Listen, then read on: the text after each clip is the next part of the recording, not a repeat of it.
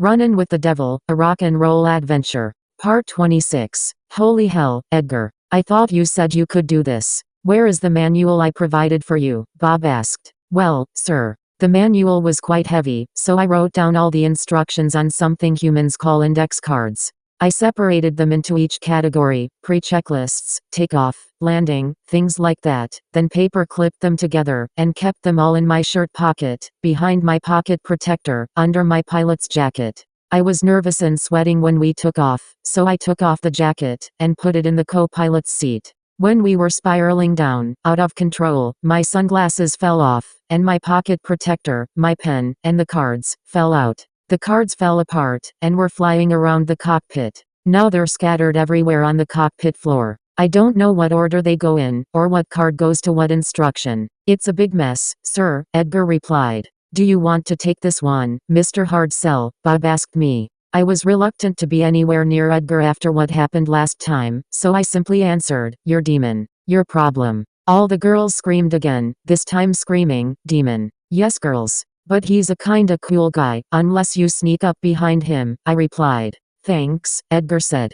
Okay then. Very well, Mr. Hardsell. I will take care of it, Bob responded. Let's go, Edgar. They both then headed out the door, down the hallway, through the other door, and disappeared out of sight. I like your accordion, Tony's redhead said. You can check it out, if you want to, he told her, then placed it gently around her neck. I offered my guitar to Donna, who nervously accepted. All the guys then offered their gear to their girls. They all just stayed still, looking like a bad independent TNA movie, in their sexy lingerie. My first girl was just standing there, as she was the odd girl out. So I let her use one of my other guitars. Play something, Derek said. Yeah, girls can rock too, Steven said. My mind then flashed to the all-female rock band Vixen. They might have been poppy, and radio-friendly, but they still rocked, kind of.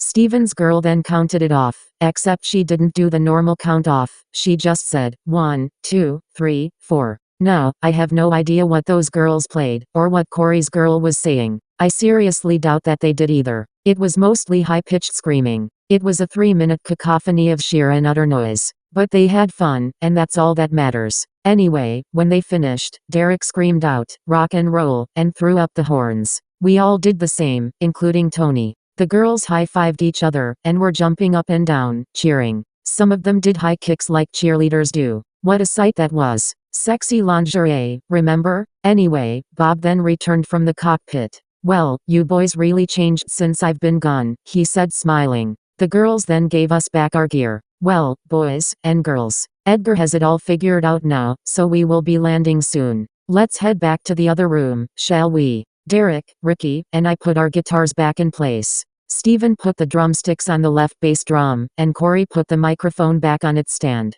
Tony let his girl keep his accordion. We all then made our way to the hangout room, Bob again closing each door behind us. We got back to the room, and talked, hung out, indulged in a few incentives, things like that. As we were indulging ourselves, the intercom popped again. Hey guys. The tower guy said we have clearance, or something, I don't know, to land this thing. So here goes. Wish me luck. Hey, there are the lights. Cool. The intercom then popped off.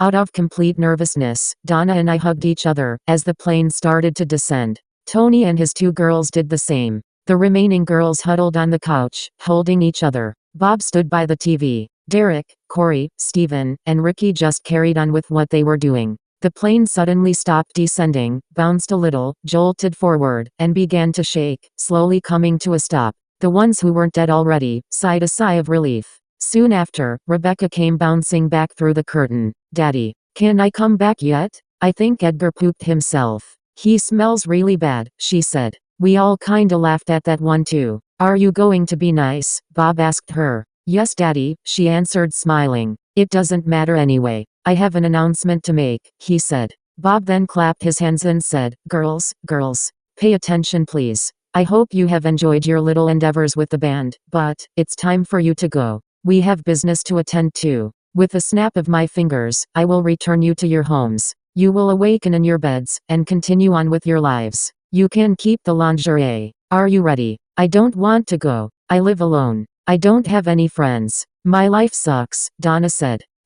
Does she have to go? I asked Bob. No. Not if you would like her to stay, he said. I do, I replied. Does anyone else want their girls to stay? Bob asked. Derek and Corey both said no immediately. I'm not boyfriend material, Steven said. I like you and all, but I don't want to be tied down at a young age like my pops was. Sorry, Ricky said, looking at his girl. My wife filed for divorce when I told her about this job, so I just wanna be free and have fun. It was very nice to meet you both, Tony replied, smiling at his girls. Do any of you girls want to stay? Bob asked the girls. I've gotta feed my cat, I gotta work in the morning, my grandmother's sick, the cable guy is coming tomorrow, I got laundry to fold, my boyfriend's probably wondering where I am, so, no, they all said. Tony's girl laid his accordion on the floor. Very well, ladies. Goodbye, Bob said, and snapped his fingers. The girls then disappeared into a cloud of gray smoke, all except Donna. Rebecca then smiled, and waved. Bye, bitches, she said. Rebecca, Bob yelled.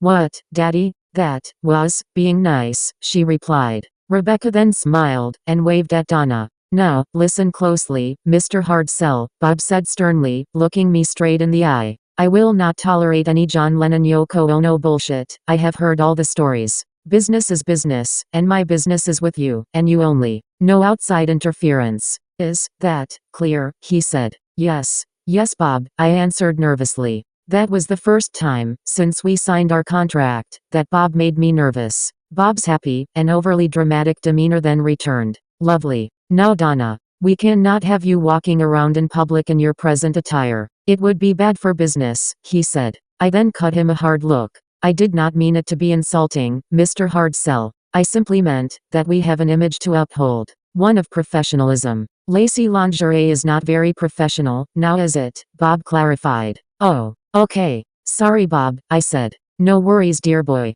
Now, tell me, dear, what would you like to be wearing? Bob asked Donna. I don't know. Jeans and a t-shirt maybe, she answered. Bob then snapped his fingers once again, and instantly Donna was wearing just what she had asked for. Skin-tight jeans, a black Hellfire Records t-shirt, and a pair of brand new female Nike sneakers on her feet. You look amazing, I said to her. Oh, I love what you're wearing, Rebecca said to Donna. What are those? She asked, pointing at Donna's pants.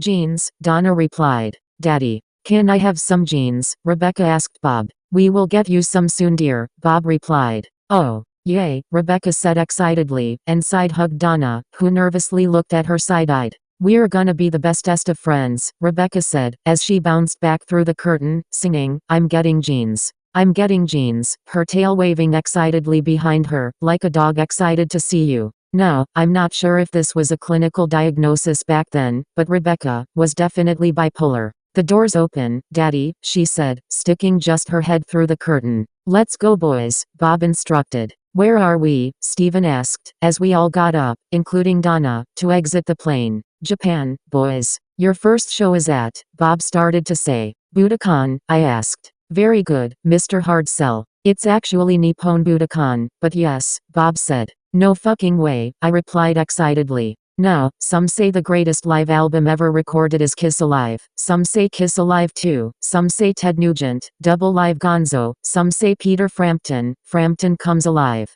But for me, the greatest live album ever recorded will always be Cheap Trick, live at Budokan. It's the rawness of the whole thing. The way Bunny Carlos's drums just boom. The way Robin Zender's voice is perfectly pitched. Well, his voice cracked a few times, but that's what made it so real. Not like other live albums that were polished up in the studio. The way Rick Nielsen's guitars blazed through each song, and the way Tom Peterson's bass pounded out the rhythm. I don't care what anyone says. It is a masterpiece in its own right. Anyway, we walked through the curtain to see Rebecca standing in the doorway, facing outward, and waving. She was bouncing up and down as well. Edgar then came walking through the kitchen, with his right hand on his butt. He walked up to the group of us standing there. Holy fire and brimstone, Bob said loudly, covering his nose, as we all did the same. Jesus, holy fuck, damn, what the hell did you eat? What ate you? Gross, that smells bad, we all said. Rebecca then stepped back from the doorway, turned around, and covered her mouth quickly, obviously trying not to throw up.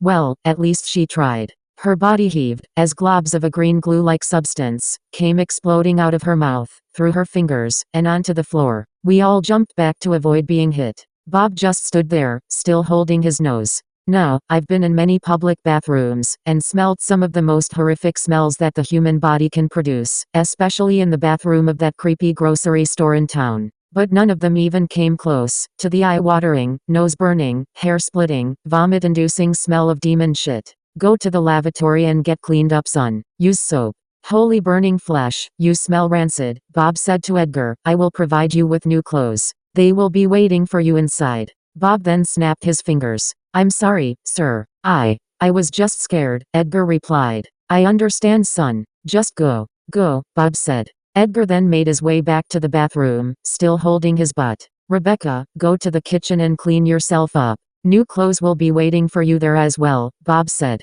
But Daddy, boys like me in this outfit, she responded, wiping her mouth. And clean up this mess. Bob said, now, go. Rebecca then turned and walked into the kitchen. Yes, Daddy, she said.